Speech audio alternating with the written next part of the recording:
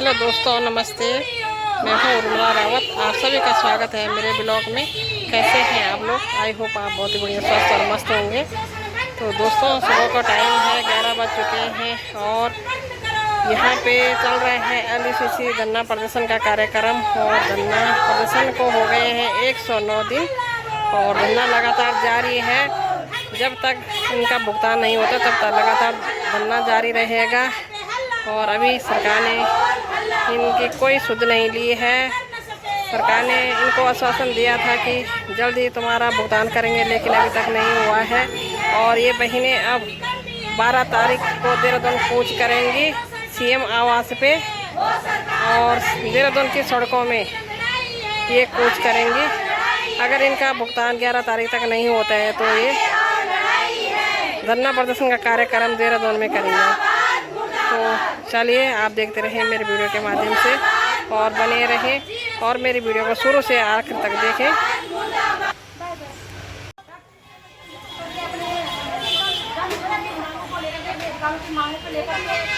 धरना स्थल पर आई हुई है और मैं हमले के माध्यम से, इस वीडियो के माध्यम से जो हमारी महिलाएं स्टेट में हैं, जो हमारे देहरादून में हैं, जो डोईवाला में है और जो कोटवा में हमारे भाई बहन धरना स्थल पे हैं, उन सभी भाई बहनों को मैं दिल की गहराइयों से बहुत बहुत धन्यवाद देना चाहूँगी कि आप लोगों ने अपने अधिकारों के लिए लगातार जो प्रयास किया है उसके लिए हम क्रांतिकारी सल्यूट आपको मारते हैं। और इसी तरह से आप लोग लगातार आंदोलन में आते रहेगा जब तक हमारी सरकार हमसे जो डेट और महीना फिक्स नहीं कर देती है कि हम फलाने तारीख से जनता का पैसा देना शुरू कर देंगे। तो इसी संदर्भ में मैं कुछ बातें यहाँ पे रखने के लिए आई हुई हूँ। तो करती भी हूँ मुंबई घने भी अपनी मैं दिन मिल जाऊँ भाई बहनों कि आप लोगों को सबसे पहले मैं सूचित कर दूँ कि केदार घाटी बटे ना वो कीमत ब्लॉक बटे ना LUCC पीड़ित हमारे बहन सुमन निर्विरोध क्षेत्र पंचायत सदस्य चुने गए। नरेंद्र नगर ब्लॉक बटे ना, नरेंद्र नगर विधानसभा बटे ना, एक बहन हमारी के नाम बोलूँ यार, रेशमा बोली निर्विरोध प्रधान चुने गए। इस मंच के माध्यम से अपने समाज को भी जागरूक करना चाहते हैं और अपनी सरकार को चेतावनी देना चाहते हैं। यदि आप लोग जल्दी हम लोगों का भुगतान नहीं करेंगे तो हम 2027 में बहनों हम इन्हें सिखाएंगे कि राजनीति हुआ क्या चीज है। 2027 में 70 के 70 विधानसभाओं में सभी LUCC के पीड़ित महिलाओं को और पीड़ित भाइयों को चुनाव लड़ाएंगे और फिर भेजी अपन सरकार बनोला अच्छी टीवी मंत्री संतरी छना यूं जमीन यूं जायदाद कुर्सी करी गई अपन लोग को पैस दिलोला है ना। निश्चित कर जानू चाहूँ कि ग्रामीण क्षेत्रों में बीजेपी सरकार प्रति भारी आक्रोश जनता में जो भी LUCC पीड़ित उठ के वह तो बना तुम मोताबार चुनाव लड़ना जरूरी है। तुम तो आम उठा दियोला बोले तुम बहुत पीड़ित छा और दुर्भाग्य हमारी हुए ना कि आप लोग उनवाली की दीदी बोला हम चुनाव का बहिष्कार कर रहे हैं, है ना। तो हमने कहा हम बहिष्कार ही करेंगे, लेकिन जो उनके हमारे भाई बोली कि हम चुनाव लड़ना चाहना था ना, तो गाँव के लोगों ने, क्षेत्र के लोगों ने ये संवेदनाएं दिखाई कि भाइयों आप लोग चुनाव न लड़ा, हम आपका निर्विरोध पहुँचाना सन। ये बहुत बड़ी उपलब्धि है। वो तमाम बहनी वो भाई हम थे मैं चिशन का ना फोन चन का ना कि दीदी बोला आप लोग उसे प्रेरणा लेते हुए हमारे मन में बोला साहस जगा कि हम क्यों नहीं लड़ सकता चुनाव। जय तो हम चुनाव लड़ के भेजे ना, अगर वो हमारा काम नहीं करूँ तो फिर हम स्वयं लड़ा और स्वयं अपना काम करा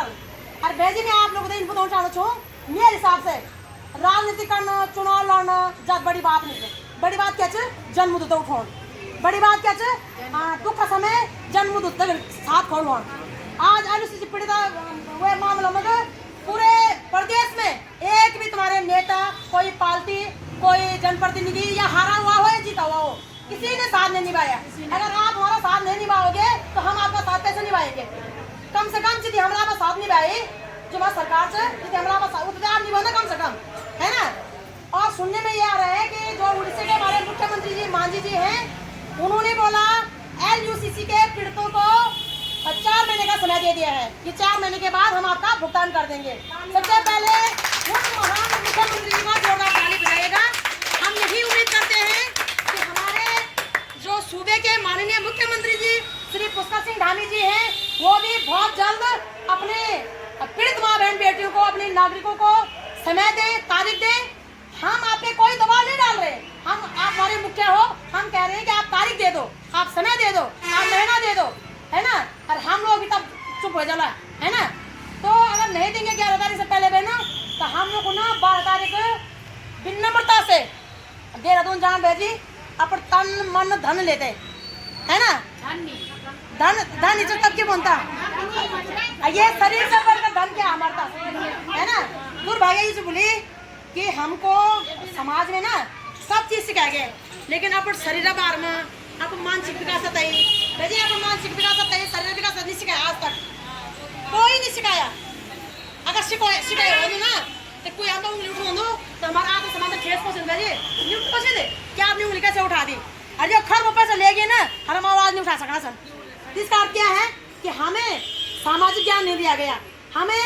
मानसिक और इसको लिए आत्मसम्मान का ज्ञान बोल सकते हैं, वो नहीं दिए गए। लेकिन हमारा मेन मकसद कि मैं पढ़ो जन जन तक जागरूक करो, जन जन तक आंटी जी आप सुनो सुमन तय वो यहाँ क्षेत्र पंचायत सदस्य चुने गए, सुमन गोस्वामी जो हमारे पुलिस है ना, वो चुना गया ना क्षेत्र पंचायत सदस्य, मतलब 3 4 इलाकों को आप तो पता चले 3 ग्राम सभा आना भेजी है मैंने, क्षेत्र पंचायत सदस्य मुझे 3 ग्राम सभा आना, 3 पुराना 3 या 4 या 5 है ना, जब हमारी हमारे कम से कम 3 4 ग्राम सभा है ना क्षेत्र पंचायत, तो वो के बाद 3 4 ग्राम सभा तो ये चुने गए। तो हम लोग को ना देखो ये किसी की जागीर नहीं है, राजनीतिक हो, सामाजिक हो, धार्मिक हो, अध्यात्म हो, ये हमारी भी उतने ही अधिकार है जितने सरकार अधिकार है। और हम ये मंच बड़े चेतावनी देना चाहते हैं आंटी जी, यदि हमारे क्योंकि ये उनकी नैतिक जिम्मेदारी है, और आज के बाद भेजी ये पृष्ठभूमि तैयार किया जा लो कि जो नेता जन्म पे खरा उतरेगा वही चुनाव में आएगा। मतलब वोट देने के बाद नहीं परखना,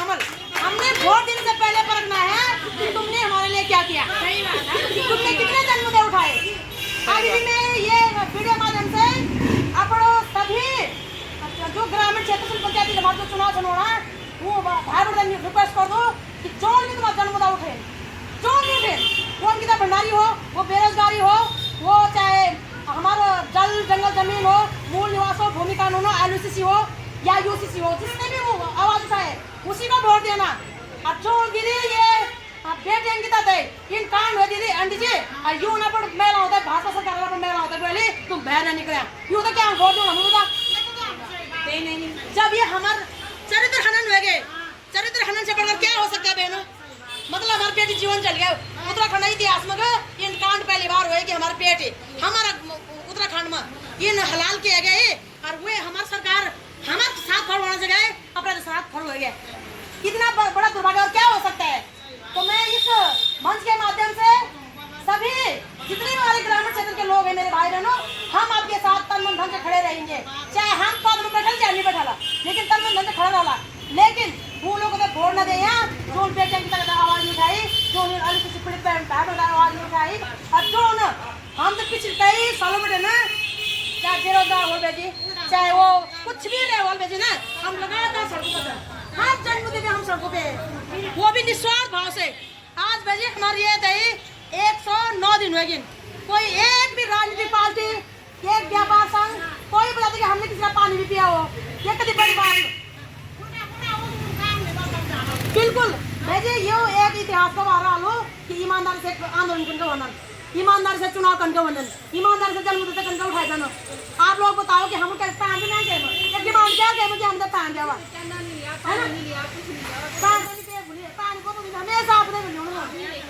है ना। ये ईमानदारी का प्रतीक है, ये सत्यता का प्रतीक है। और ये कह रहे हैं कि हम जिद्दी नहीं सन, जिद्दी तुम सन,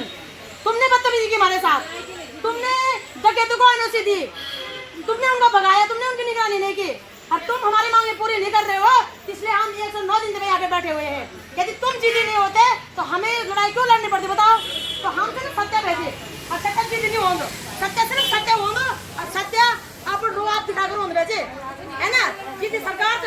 जो सरकार काम जो नहीं और मैं भाई बहनों नीचे अब गाँव में छाया दिन में और उनको ये डर हो गया ना सरकार को कि यदि मैं ग्रामीण क्षेत्र में चले जाने लग जाऊँ ना तो यूँ उनका यहाँ वोट नहीं मिलेगा पटेल, एक वोट नहीं मिलेगा इनको वहाँ से, क्योंकि ग्रामीण क्षेत्र लोग हम तो जानते ना, ये श्रीनगर लोग आप तो जान बैठ वाला पहले नहीं जानते वाला हम तो ग्रामीण क्षेत्र लोग हम तो भले ही बातें जानते ना कि हम कह को घास काटे कह को बांस काटे कहते यूँ का किन कहेगा भाई कह को पैर सारे मतलब जो हमसे हो सका निस्वार्थ भाव से